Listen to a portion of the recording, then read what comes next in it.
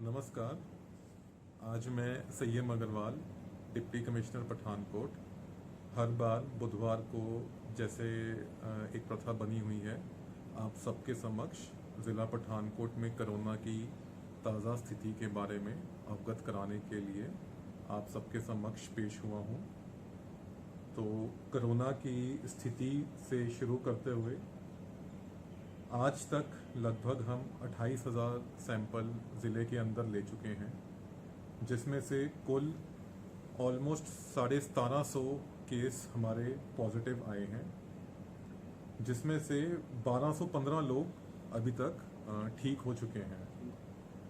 अभी तक ज़िले में 30 मौतें हुई हैं और 516 केसेस हैं जो अभी एक्टिव केसेस हमारे चल रहे हैं। इसी के साथ जो हमारे केसेस एडमिटेड हैं, तो चिंतपूर्णी मेडिकल कॉलेज के लेवल 1 में 29 केस और लेवल 2 में 42 केसेस एडमिटेड हैं। मिलिट्री हॉस्पिटल में 5 केस, होम आइसोलेशन में 294 लोग हैं और ज़िले के बाहर 17 लोग लेवल 2 और 4 लोग लेवल 3 में हैं। इसमें मैं बताना चाहूँगा, लेवल 1 हम उसे कहते हैं कि जो बंदा या तो बिल्कुल ही ठीक है या जिसको बिल्कुल माइल्ड सिम्टम्स हैं।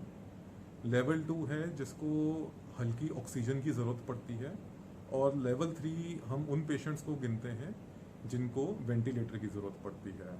तो इस हिसाब से एक ब्रॉड लेवल 1, 2 और 3 की क्लासिफिकेशन की हुई है।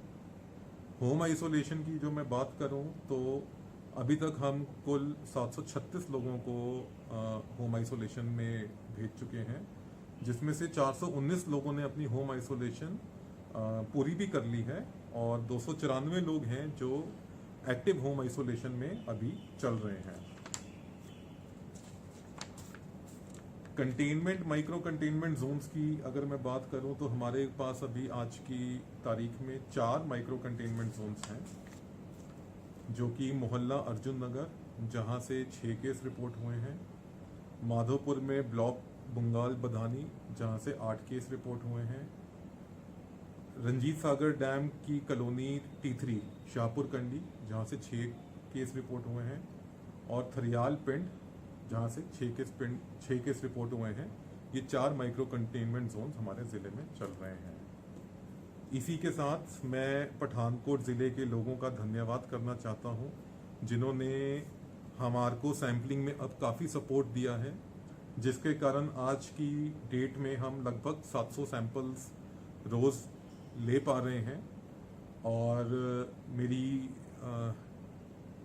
उम्मीद है कि ये सपोर्ट आप लोगों का बरकरार रहेगा, क्योंकि जो हमारा लक्ष्य है वो है कि हम लगभग रोज़ के 1200 से 1500 सैंपल्स इस ज़िले में करें, ताकि जो केसेस हैं हमारे वो हम जल्दी से जल्दी डिटेक्ट कर सकें। तो जैसे पहले भी मैंने बताया था कि सबसे जो महत्वपूर्ण जो रीज़न है मौत का, वो ये है कि डिटेक्शन लेट हो रही है।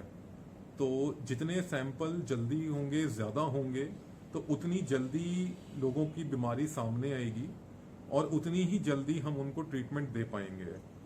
तो किसी को ये नहीं लगना चाहिए अगर मुझे सिम्टम नहीं है तो मुझे अपना सैंपल नहीं देना चाहिए।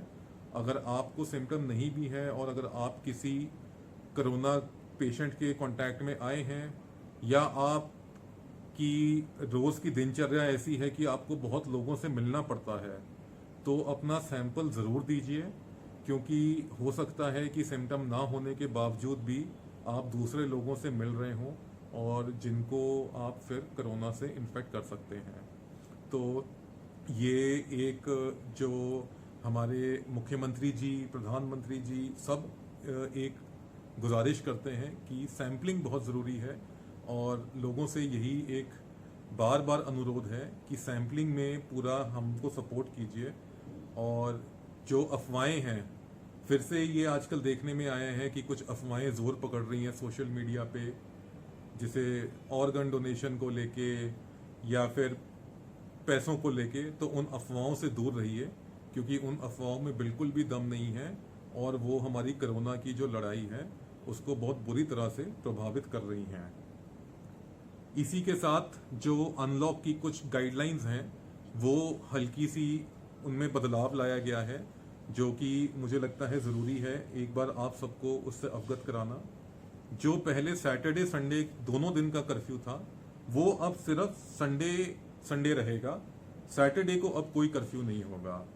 सिर्फ संडे को शहरी इलाकों में, तो अगर पठानकोट ज़िले की बात करें तो पठानकोट शहर, नरोट, जयमल सिंह और सुजानपुर, तो इन इलाकों में सिर्फ संडे को कर्फ्यू रहेगा।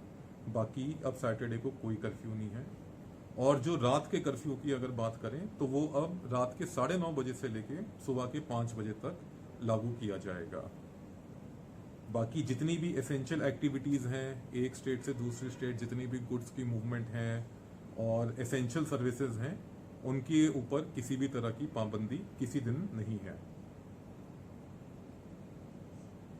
अगर एक बार कौन सी चीज़ें कब कब तक खुलने की परमिशन है, तो जस्ट ब्रीफली, जितने भी शॉप्स और मॉल्स हैं एसेंशियल कमोडिटीज़ को छोड़ के, वो शनिवार को अब 9 बजे तक और संडे को शहरी इलाकों में बंद रहेंगे।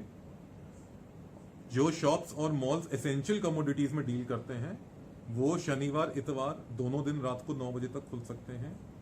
जितनी भी हमारी रिलीजियस प्लेसेस हैं वो शनिवार इतवार रात को 9 बजे तक खुल सकती हैं। Sports complexes, stadiums and public parks वो शनिवार इतवार रात को 9 बजे तक खुल सकते हैं। जितने रेस्टोरेंट्स हैं वो शनिवार इतवार रात को 9 बजे तक खुल सकते हैं। होटल्स दोनों दिन खुल सकते हैं, सैटरडे संडे। और जो लिकर वेंट्स हैं वो भी शनिवार और इतवार को रात के 9 बजे तक खुल सकते हैं।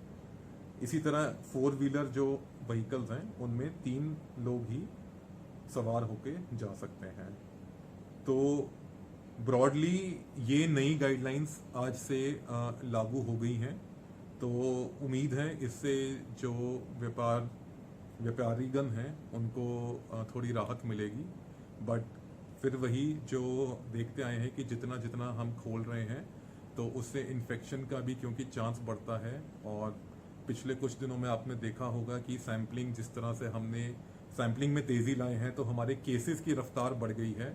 एक दिन हमारे 205 केस आए हैं और दूसरे दिन लगभग हमारे 90 केस आए हैं। तो केसेस क्योंकि उनकी रफ्तार बढ़ती जा रही है जैसे जैसे अनलॉक हम करते जा रहे हैं चीज़ें, तो इसके साथ कोरोना की जो प्रिकॉशंस हैं उनका ध्यान देना बहुत ज़रूरी है। अपना मास्क लगा के रखिए, अपने हाथ रेगुलर इंटरवल्स पे धोते रहिए और सोशल डिस्टेंसिंग ज़रूर मेंटेन करिए। और जो चीज़ें जहां गैदरिंग्स अवॉइड हो सकती हैं, कोई भी ऐसी गैदरिंग्स से बच के रहिए। और घर से बाहर बिल्कुल अगर ज़रूरत है सिर्फ तभी निकलिए। सिर्फ 1 या 2 महीने में पूरी उम्मीद है कि स्थिति काफ़ी बेहतर हो जाएगी और केस लोड हमारा कम होना शुरू हो जाएगा। तो 1-2 महीने का धैर्य और है और उसके बाद ये लड़ाई हमारे लिए इजी हो जाएगी अगर हम ये 1-2 महीने संभल के चलते हैं। तो इसी के साथ आप सबसे फिर एक बार अनुरोध करते हुए कि हमें पूरा सपोर्ट दीजिए और हमें अच्छे से इस फाइट में अपना जो सैम्पलिंग है और जो प्रिकॉशंस हैं उसको लीजिए। धन्यवाद। जय हिंद।